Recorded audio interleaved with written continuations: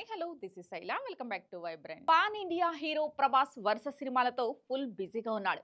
కల్కి 2898 ఏడీతో మరోసారి 1000 కోట్ల క్లబ్ లో చేరిన ప్రభాస్ నుంచి రాబోయే సినిమాలన్నింటిపైన భారీ అంచనాలున్నాయి.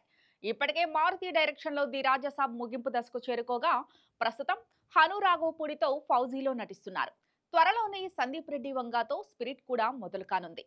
ఇంకా ప్రశాంత్ వర్మతో బ్రహ్మరాక్షస్, సలార్ 2, కల్కి 2 చిత్రాలు కూడా ఆయన చేతిలో ఉన్నాయి. కల్కిలో ప్రభాస్ లుక్ తోనే కాదు, యాక్షన్ సీక్వెన్స్ లోనూ అదరగొట్టిన సంగతి తెలిసిందే. ఈ మూవీలో ప్రభాస్ సరసన బాలీవుడ్ బోల్డ్ బ్యూటీ దిశా పటాని నటించి మెప్పించింది.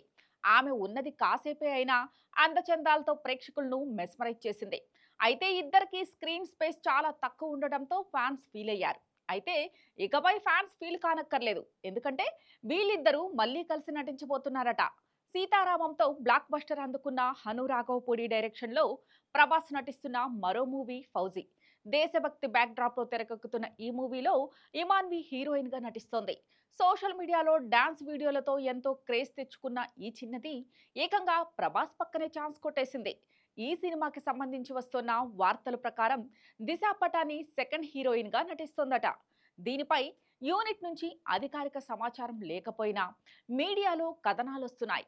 పవర్ ఫ్యాక్ట్ యాక్షన్ ఎంటర్టైనర్ గా తెరకెక్కుతున్న ఫౌజీలో ప్రభాస్ ఇద్దరు హీరోయిన్లతో రొమాన్స్ చేస్తాడని వస్తున్న వార్తలతో ఆ ఊహ ఎంత బాగుందో అంటూ ఫ్యాన్స్ తెగ ఖుషి అయిపోతున్నారు. ఇటీవల ఫౌజీ సెట్ లో ప్రభాస్ గాయపడినట్లు వార్తలొచ్చాయి. ప్రస్తుతం ఆయన రెస్ట్ తీసుకుంటుండటంతో ఫౌజీతో పాటు ఇతర ప్రాజెక్టులపైన ప్రభావం చూపుతోంది.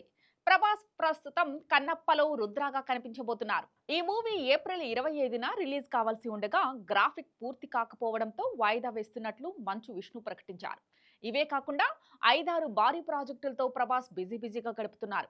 ఇక ప్రభాస్ వ్యక్తిగత జీవితం విషయానికొస్తే ఇటీవల ప్రభాస్ కి వివాహం నిశ్చయమైందంటూ జాతీయ మీడియాలో వార్తలొచ్చాయి. హైదరాబాద్ కు చెందిన ప్రముఖ పారిశ్రామికవేత్త కుమార్తెను ప్రభాస్ పెళ్లి చేసుకోబోతున్నాడని, ఆయన పెద్దమ్మ శ్యామలాదేవి దగ్గరుండి పెళ్లి పనులు చూస్తున్నారంటూ ఎవరికి వారు కథనాలు వండివార్చేశారు. దీంతో స్పందించిన ప్రభాస్ టీం పెళ్లి వార్తల్లో ఎలాంటి నిజం లేదని కొట్టిపారేసింది. ఇలాంటి లేటెస్ట్ అప్డేట్స్ కోసం చూస్తూనే ఉండండి వైబ్రెంట్.